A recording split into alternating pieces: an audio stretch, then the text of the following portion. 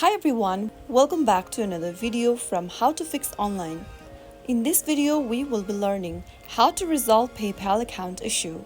Resolving issues with your PayPal account can involve several steps depending on the nature of the problem. Here are some general guides to help you troubleshoot and resolve common PayPal account issues. So, let's get started. First of all, tap open your PayPal application and from the main home page, click on the human icon at the top left corner, and from the profile page, scroll down and click on Help. From the Help Center option, search for the articles related to your issue. PayPal's Help Center provides detailed guides and FAQs, which can help resolve any kind of an issue with your PayPal account. If the problem still continues, force close your PayPal application. Swipe up from the bottom of your screen and push upwards for the PayPal app card. Once you do that, this will force close the application. Now go ahead and launch open PayPal app once again. Another thing you should look for is to check if your PayPal application is up to date.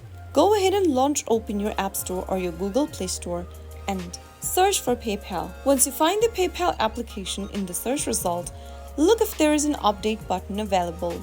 If there is one, tap on the update button to download the latest version of PayPal on your device.